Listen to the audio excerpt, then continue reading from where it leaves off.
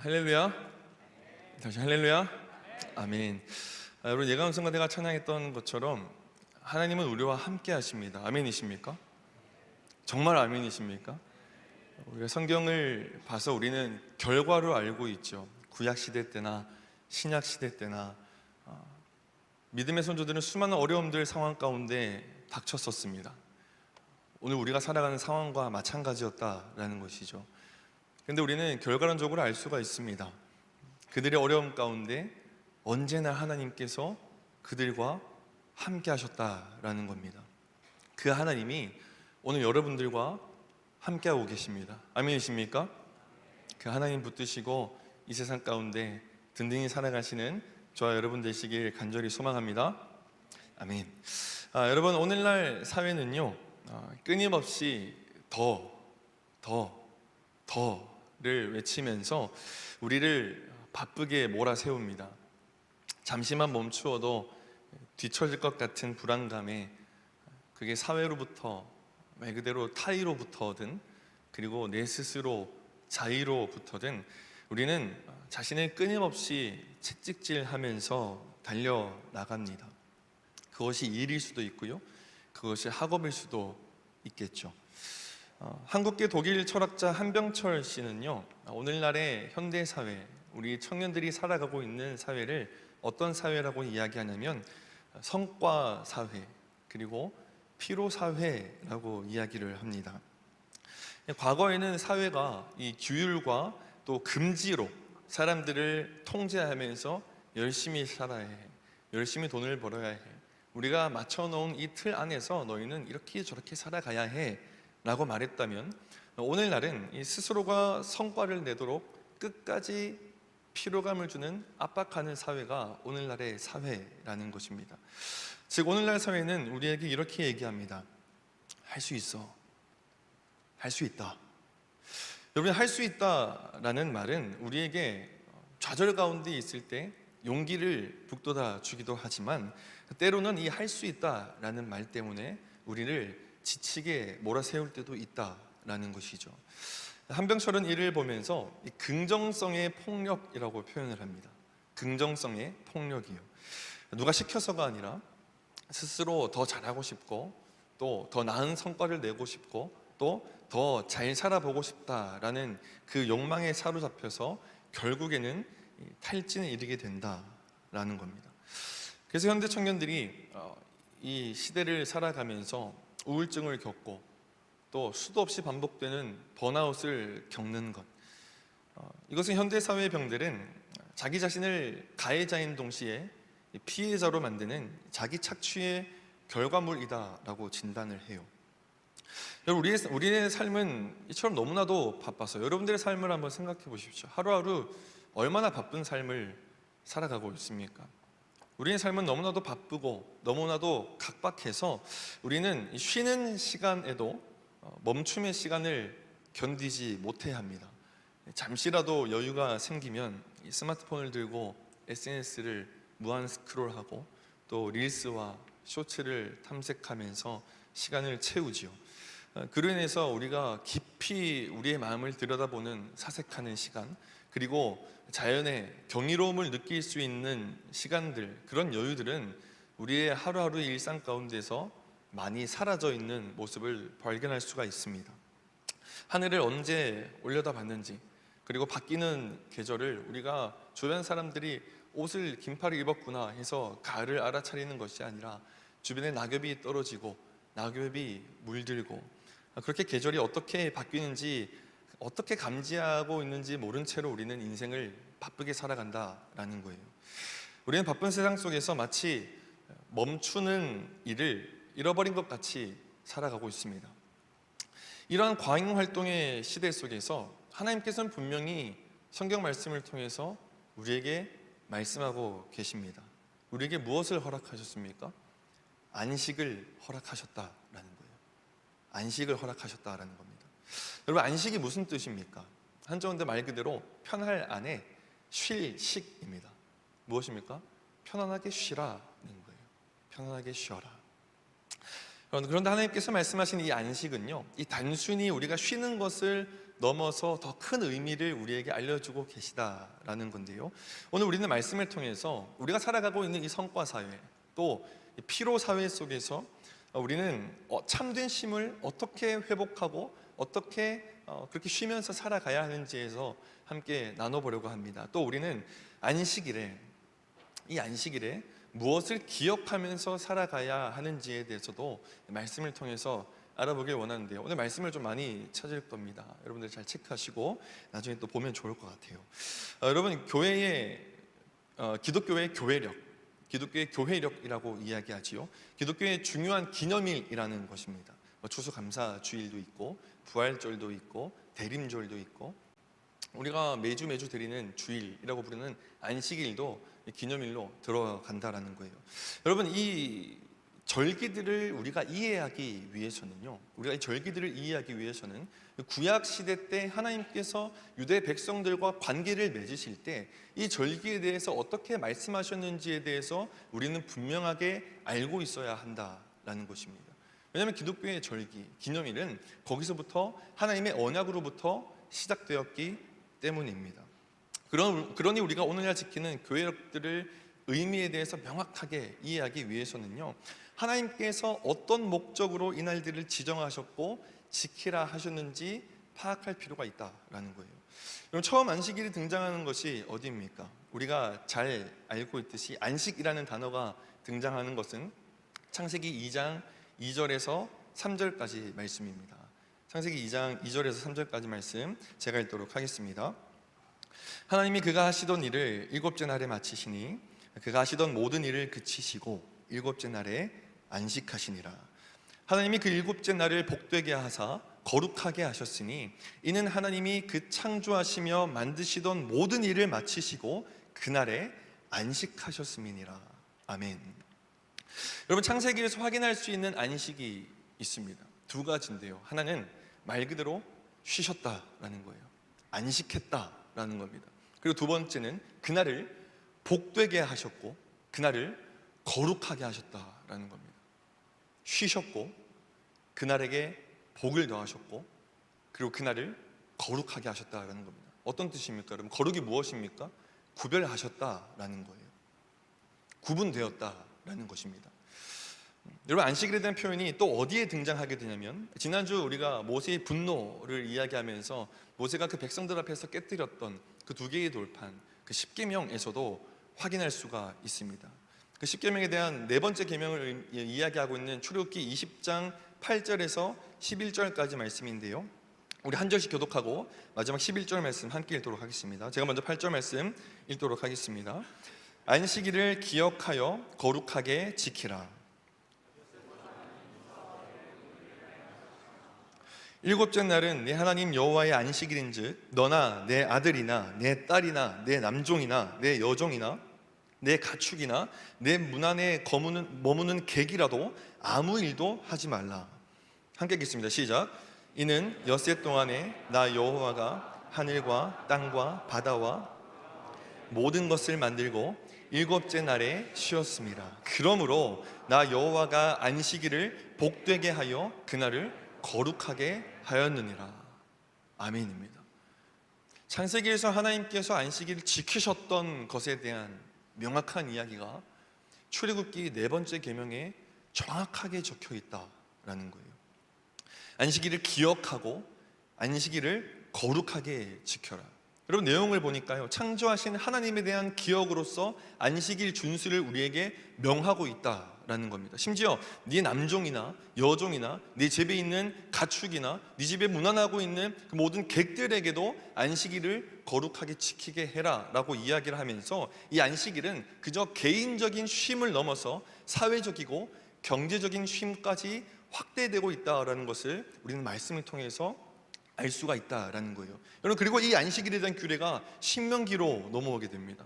여러분, 신명기로 넘어오게 되면서 이 안식일에 대한 의미가 다시 한 번 더 확장하게 됩니다. 신명기 5장 15절 말씀입니다. 우리 한 목소리로 읽도록 하겠습니다. 시작.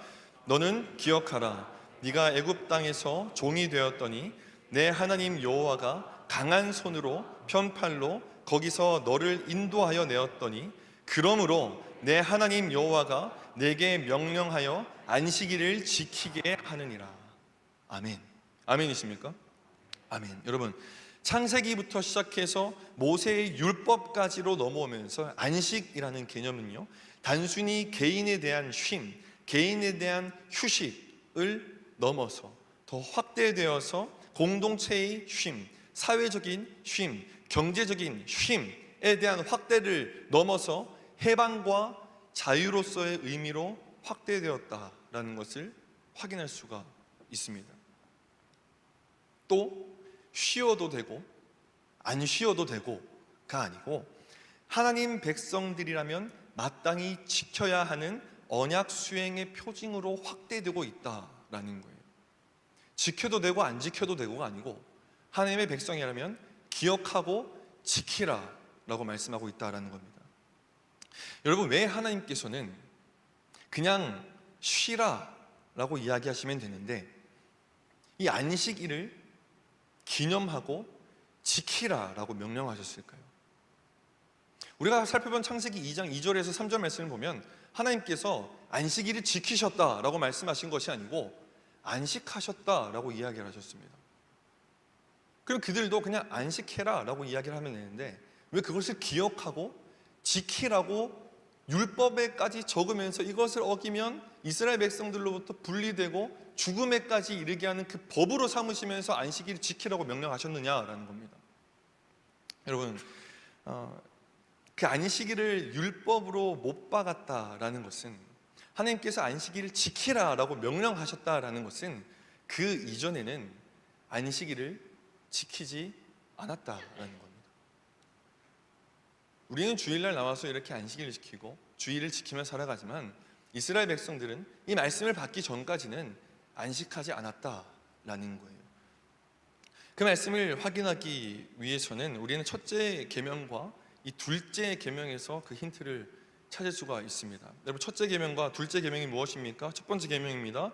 너는 나 외에는 다른 신을 내게 두지 말라. 두 번째는요, 너를 위하여 새긴 우상을 만들지 말고 또 위로 하늘에 있는 것이나 아래로 땅에 있는 것이나 땅 아래 물속에 있는 것에 어떤 형상도 만들지 말며 그것들에게 절하지 말며 그것들을 섬기지 말아라 라고 말씀하고 있습니다. 여러분, 1, 2계명에서 말하는 다른 신이라는 존재, 우상이라는 존재는 이 출애굽 전체의 이야기, 전체의 설명, 전체의 내러티브라고 하는 것을 확인해 보면 우리는 쉽게 이것이 무엇을 의미하는지 확인할 수가 있다라는 거예요. 여러분, 다른 신을 의미하는 것, 물론 이방의 수많은 우상들을 의미하는 것이기도 하겠지만 출애굽한 이스라엘 백성들의 상황 가운데 다른 신이라는 존재 중에 가장 큰 존재는 무엇이었냐면 파라오였습니다. 그들이 출애굽하기 전 애굽 땅에서 그들에게 노역을 시켰던 바로였다라는 거예요. 여러분, 파라오의 국가 시스템이 어떠했는지 출애굽기 5장 말씀에 아주 잘 나와 있습니다. 여러분, 5장에는요 이 이집트의 노동 시스템에 대해서 명확하게 이야기를 해주고 있어요. 파라오는 이 시스템을 통해서 더 많이 생산해라 라고 이야기를 했다라는 거예요. 통제와 규율과 압박을 통해서 그렇게 통제했다라는 겁니다. 곡물을 쌓아놓을 수 있는 국고 도시를 더 많이 짓는데 필요한 벽돌이 많으니 미친 듯이 일해라 라는 거예요. 파로의 시스템은 끊임없는 생산 시스템입니다. 출애굽기 5장 4절에서 19절의 내용인데요, 제가 읽어드릴게요. 일을 그만두지 마라. 벽돌 만들 짚을 군사인 너네가 가져다 주지 말고 쟤네 보고 직접 가져다가 벽돌을 굽게 해라. 그럼 왔다 갔다 하는 시간들이 있을 텐데 그러면 그 시간들을 빼줘서 그 벽돌들을 10개를 너네가 줬으니까 10개를 만들었으니까 왔다 갔다 하는 시간이 있으니까 6개가 만들어라는 게 아니고 그런 시간들을 다 합쳐서도 10개를 만들게 해라. 스스로 가서 짚을 가져오게 해라. 이들이 게으르니 벽돌의 숫자를 줄이지 말고 더욱더 노동을 가중해라. 더 무거운 일들을 시켜라. 그러면 다른 것에 귀를 기울이지 않을 것이다. 왜 이들은 오늘 어제처럼 일하지 않았냐? 이스라엘 백성들아, 너희는 게으르면서 하나님께 가서는 제사 지내고 싶어 하는구나. 이게 5장 4절에서 19절까지의 말씀입니다. 공장의 생산일처럼 지독하게 몰아세우는 시스템이었다라는 거예요. 여러분, 그래서 백성들에게는요, 안식일을 지켜라 라고 하나님께서 말씀하시기 전에, 구분하시기 전에 이들은 쉼이 없었다라는 겁니다. 우리들이 살아가는 삶과 크게 다르지 않죠. 매일매일 바쁘게 돌아갑니다. 매일매일 분주합니다. 매일매일 과중되는 똑같은 일상 속에서 자고 일어나면 또 일하러 가죠. 일뿐만 아니라 학업도 마찬가지입니다. 각자의 자리에서 우리는 파라오와 같은 시스템 속에서 살아가고 있다라는 거예요. 이런 상황 가운데 하나님께서는 떨기나무 가운데 모세를 찾아오시고 첫 번째 계명을 주시면서 말씀하신 그 다른 신을 섬기지 말라는 목적과 그 뜻에 담긴 의미가 무엇입니까? 나는 파라오와 다르다라는 거예요. 나는 파라오와 다르다. 이들을 출애굽시키고 하나님께서 보여주신 것이 무엇이었습니까? 출애굽기 흉전 말씀을 보면 날마다 일용할 양식을 하나님께서 그들에게 제공하셨다라는 겁니다. 이들이 어떤 노동을 하지도 않았습니다.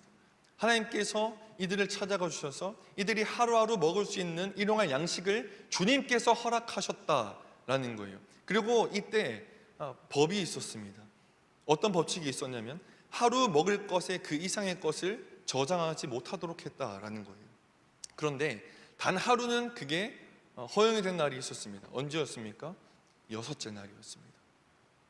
여섯째 날에 그 다음 날 안식일을 기억하고 거룩하게 지키고 그날에 쉬어야 하니 여섯째 날에는 그 다음 날 안식일에 먹을 것까지 너네가 가지고 있어도 좋다라는 것을 하나님께서 말씀하셨고 허락하셨다라는 거예요. 그래서 이들은 일곱째 날 쉴 수가 있었습니다. 아니, 쉬어야 했습니다. 여러분, 1계명, 2계명, 4계명과 이 내러티브, 이 출애굽기의 이야기는 무엇을 의미합니까? 양식을 공급받는 삶은 파라오의 시스템에서 나오는 것이 아니라, 다시요, 우리들이 살아가는 그 모든 양식에 대한 삶에 대한 주권은 파라오의 시스템에서 나오는 것이 아니라 하나님으로부터 나온다라는 것입니다. 생명을 보존하시는 이는, 온전한 삶을 영위하시는 이는 오직 하나님의 통치라는 것을 이 말씀을 통해서 우리에게 알려주고 계시다라는 것이죠. 하나님은 먹을 것이 없는 그 척박한 광야 가운데서도, 모든 것이 불가능해 보이는 상황 가운데서도 하나님께서는 그들을 먹이고 입히시고 살리셨습니다. 여러분, 그러나 이스라엘 백성들은 파라오의 시스템을 버리지 못합니다. 우리가 출애굽기 이야기를 끝까지 읽어보면 알 수 있듯, 신명기 이야기를 끝까지 읽어보면 알 수 있듯, 여러분, 만나를 넘치도록 줍는 자들이 언제나 여전히 존재하고 있었습니다. 신명기에는 넘치도록 일하는 자들을 보면서 하나님께서 모세를 통해서 반드시 죽이라 라고 명령하기까지 하셨다라는 거예요.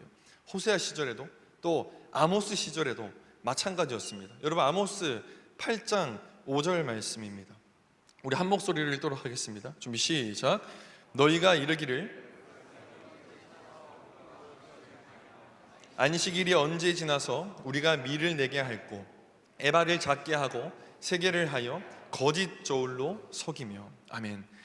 안식일을 지키기는 하지만 안식일이라는 형태와 형식은 존재하긴 하지만 종교적인 습관으로 변해서 내 머릿속에는 사고, 팔고, 거래하고 흥정하는 그 파라오의 시스템을 이 자리에 앉아서도, 예배 자리에 앉아서도 계속해서 생각하고 살아가고 있었던 백성들의 모습이 이스라엘 백성들의 모습이었다라는 거예요.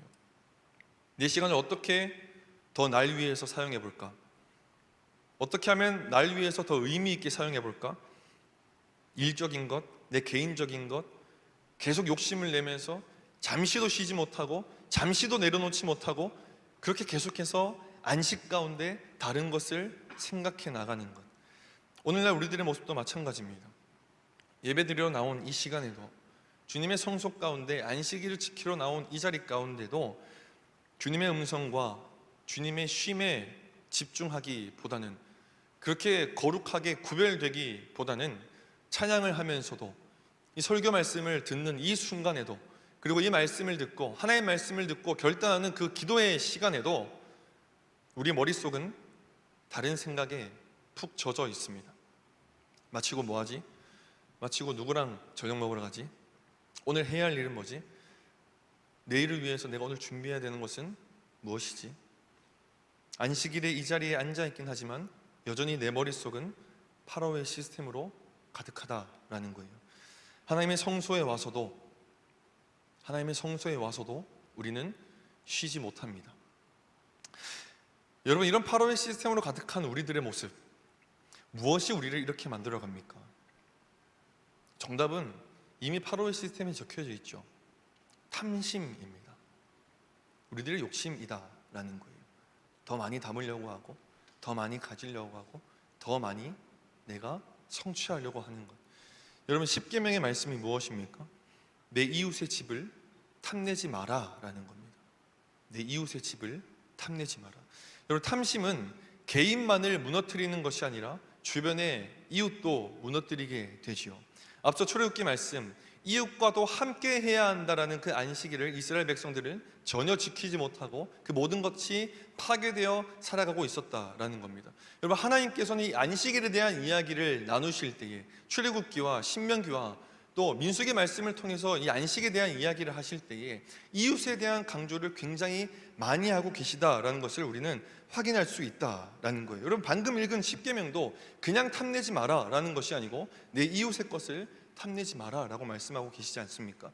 여러분, 예레미야 시대 때도요, 이 모든 것들이 무너집니다. 여러분, 예레미야 6장 13절의 말씀입니다. 제가 읽도록 하겠습니다. 이는 그들이 가장 작은 자로부터 큰 자까지 다 탐욕을 부리며 선지자로부터 제사장까지 다 거짓을 행함이라. 여러분, 우리는 앞선 계명들, 부모를 공경하는 것, 또 살인하지 않는 것, 간음하지 않는 것, 도둑질하지 않는 것, 이웃에 대해서 거짓 증언하지 않는 것, 이것에 대해서는 열심을 다해서 지키려고 하지만 마지막 10번째 십계명에 대해서는 그것은 실질적이지 않은 것이라 생각하고 그냥 마음만으로 지키면 되는 것이 아닌가라고 생각할 때가 참으로 많이 있습니다.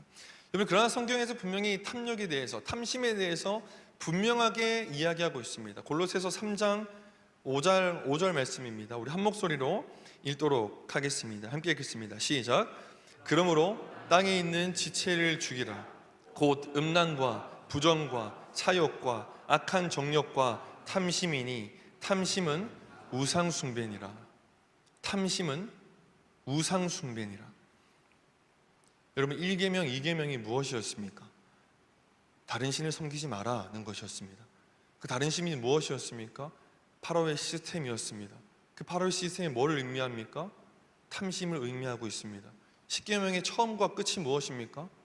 탐심을 이야기하고 그것이 곧 우상숭배라고 이야기하고 있다라는 거예요. 여러분, 구약 말씀에서 안식에 관련해서 우리가 찾아볼 수 있는 가장 흔한 동사 단어는 뭐냐면 기억하라라는 단어예요. 안식일이 나오면 거의 대부분 나오는 단어가 뭐냐면 기억하라라는 겁니다. 여러분, 정리해보면 무엇을 기억하라는 것입니까? 지금까지 해온 말씀을 정리해보면 무엇을 기억하라는 거예요? 우리가 척박하고 광야와 같이 척박하고 내 삶이 가난하고 그렇게 아무것도 없어 보이는 상황 가운데 있더라도 나를 입히시고 먹이시고 인도하시고 살리시는 분은 오직 하나님이시다라는 그 주권을 인정하고 기억하라라는 것입니다. 파라오와 같은 시스템이 너를 책임져 주는 것이 아니라 하나님이 너의 인생을 책임져 주신다라는 것은 그 주권을 네가 기억하라라는 것입니다. 누가 너를 구원했는지, 너희를 그 파라오의 시스템에서 홍해를 갈라서 누가 너에게 구원을 허락했고 누가 너에게 자유를 허락했는지, 참 자유를 허락했는지 그것을 안식하며 기억하라라는 것입니다. 또 다른 것은 어떤 것을 기억하라는 겁니까? 혹시나 네가 풍요 가운데 있더라도, 네가 그렇게 잘난 상황 가운데 있더라도 그 풍요 때문에 분명 하나님의 쉼과 구원을 잊어버리기가 쉬우니 안식하면서 네가 이전에 있었던 그 파라오가 어떤 존재인지, 그 시스템이 너를 어떻게 만들었는지, 그로부터 너네가 어떻게 살아남았는지를 동일하게 기억하라는 것입니다. 여러분, 사사시대 때 이스라엘 백성들이 어땠습니까? 항상 이들은 먹고 살만해질 때에 하나님을 배신했습니다. 기억하십시오. 먹고 살만할 때에 언제나 하나님을 배신했다라는 거예요. 참된 쉼이 없기에 이들은 하나님께서 허락하신 참된 안식이 무엇인지 기억하지 못했다라는 겁니다. 여러분, 쉴 때 기억할 수 있습니다. 쉴 때 기억할 수 있어요. 우리가 스포츠 경기 가운데 하프타임이 있고 또 쿼터마다 쉬는 시간이 있습니다. 그렇죠? 여러분, 왜 쉬는 겁니까? 본질적으로 당연히 우리가 체력을 다시금 회복하는 것에 대한 의미도 있겠지만, 여러분, 기억하는 것 아니겠습니까? 내가 이전 쿼터 때 내가 어떻게 플레이를 했는지, 내가 무엇을 놓치고 있었는지, 그 시간에 그것을 기억하는 것이라는 겁니다. 여러분, 우리의 안식일도 마찬가지입니다. 우리는 안식일 가운데 기억해야 합니다. 우리가 지난 날 가운데 어떻게 살아왔는지, 우리가 무엇을 의지하며 살아왔는지.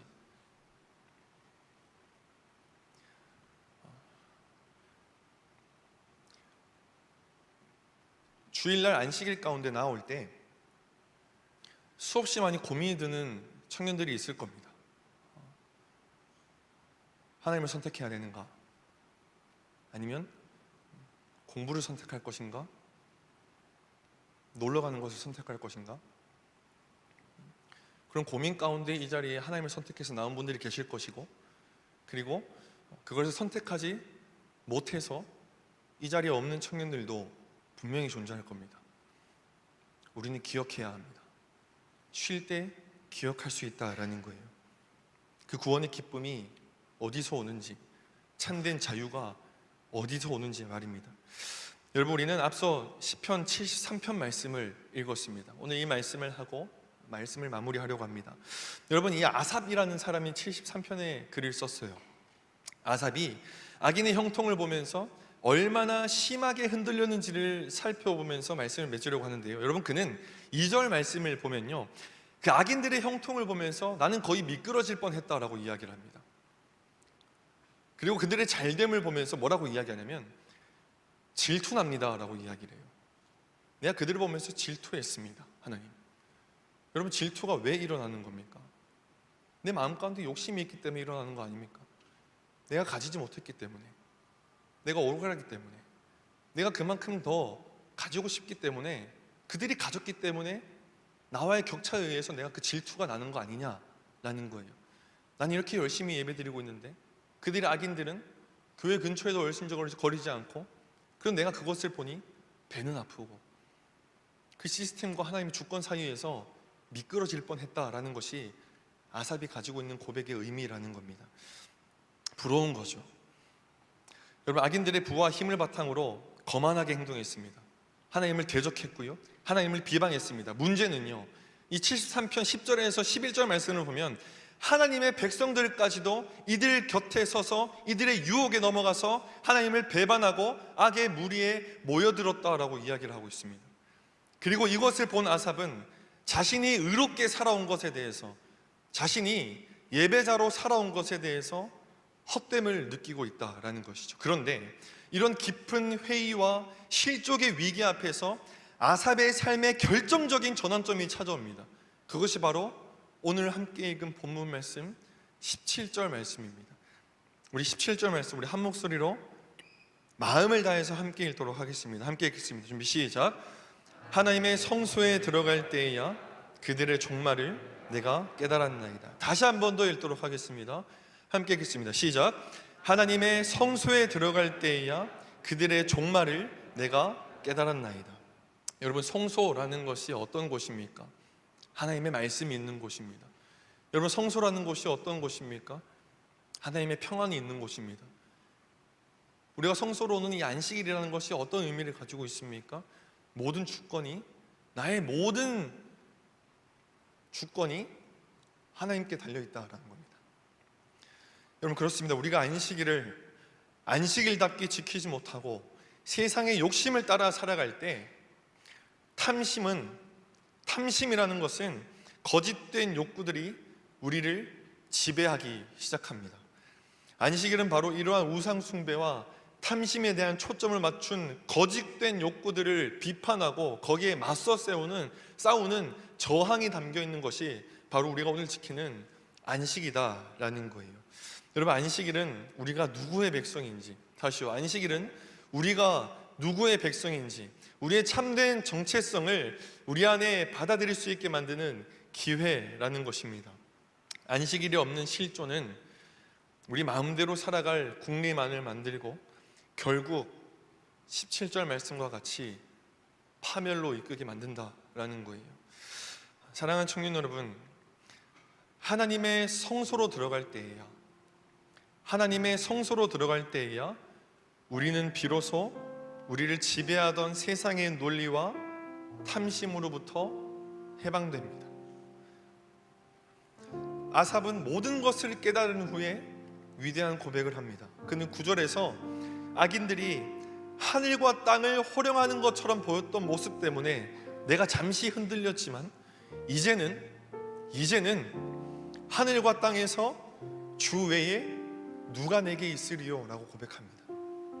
하늘과 땅, 즉 온 우주 어디에서도 오직 하나님 외에는 자신의 소망이 없다라는 것을 주님의 성소를 들어감을 통하여서, 참된 안식일을 통하여서, 그로 인하여서 참된 쉼을 통하여서 그것을 기억하고 바라볼 수 있게 되었다라는 것이에요. 여러분, 이것이 우리가 오늘 이 자리 가운데 지키고 있는 이 안식일의 최종적인 목표입니다. 하나님 한 분만으로 만족하는 것, 우리의 모든 갈망과 우리의 모든 욕심을 내려놓고 하나님 한 분 안에서 쉬며 충족을 느끼는 겁니다. 우리는 지금 더 많이 외치는 피로사회, 성과사회 속에서 살아가고 있습니다. 마치 파로의 노예처럼 스스로 착취하면서 쉼을 잃어버렸어요. 그러나 하나님은 우리를 그 굴레에서 벗어나게 하셨고 매 주일 우리에게 안식일이라는 시간의 성소를 허락하셨습니다. 여러분, 참된 안식을 누릴 줄 아는 저와 여러분 되시길 간절히 소망합니다. 아멘이십니까? 아멘. 여러분, 어떤 것을 하지 않아도 괜찮습니다. 괜찮아요.